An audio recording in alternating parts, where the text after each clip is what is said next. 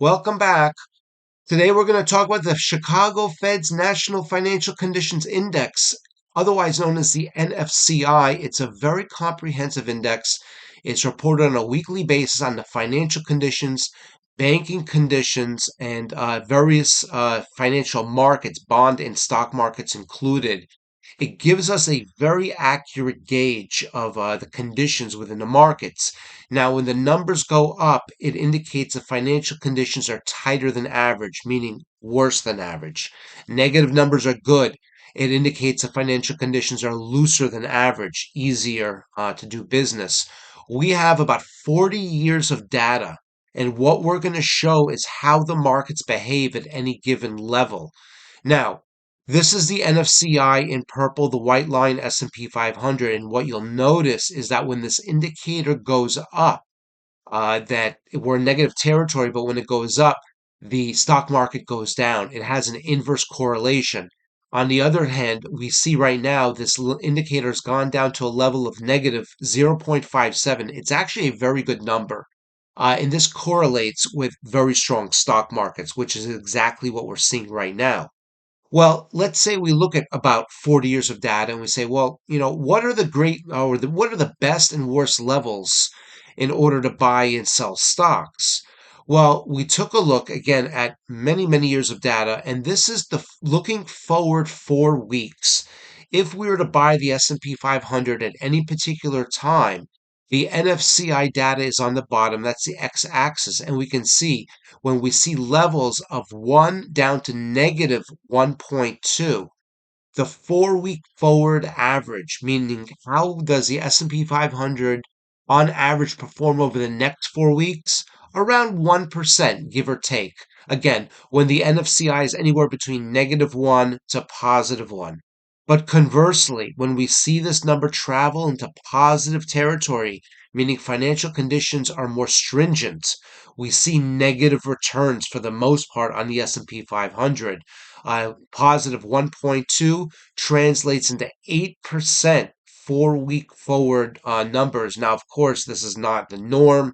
This is something that's actually very unusual to see this indicator up at these levels.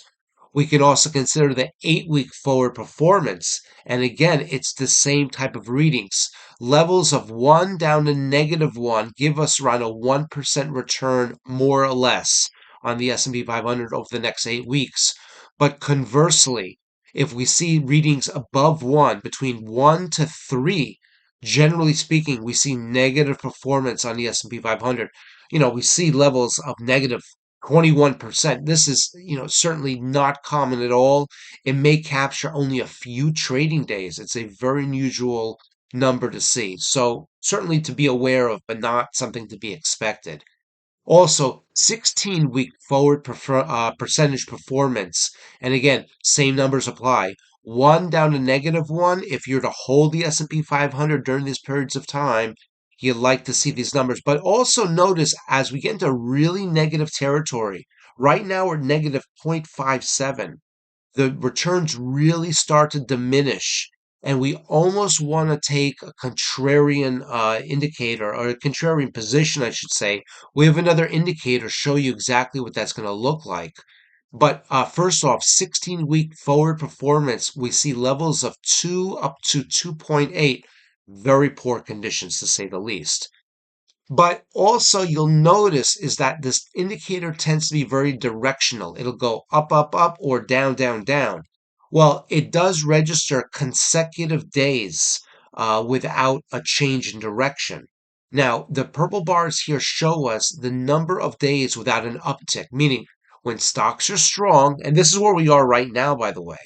When stocks are strong, this indicator tends to go down and not tick up. In fact, if we look at late 22, early 23, the y-axis shows us 8. This means that this indicator went down 8 reports in a row. Now, a report is on a weekly basis, so this shows us 8 weeks in a row. This report did not tick up, meaning it was either the same or a lower number, meaning improving conditions and improving conditions. And notice what happened with the white line, the S&P 500. we saw a peak and then it returned to the downside.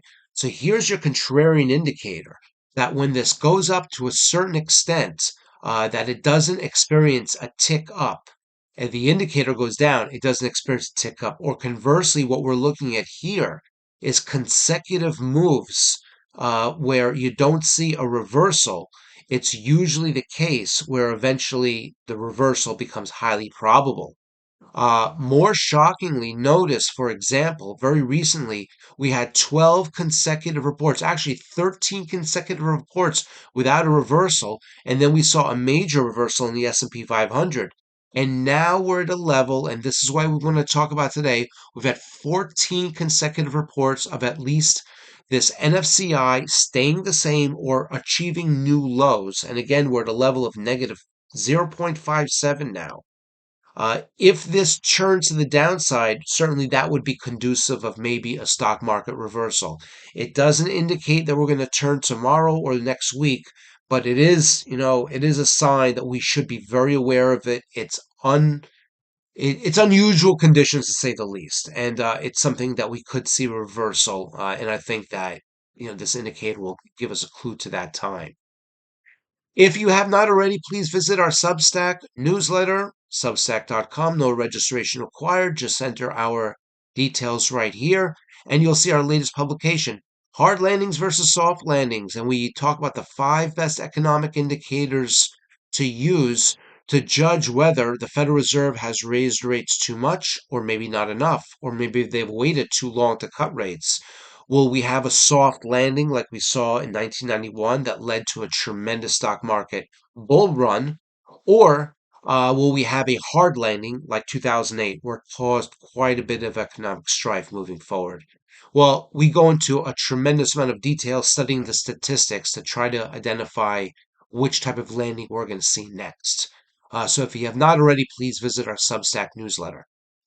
And as well, we post on a daily basis just the data at Twitter as well. We hope this has been helpful. We look forward to seeing you back soon.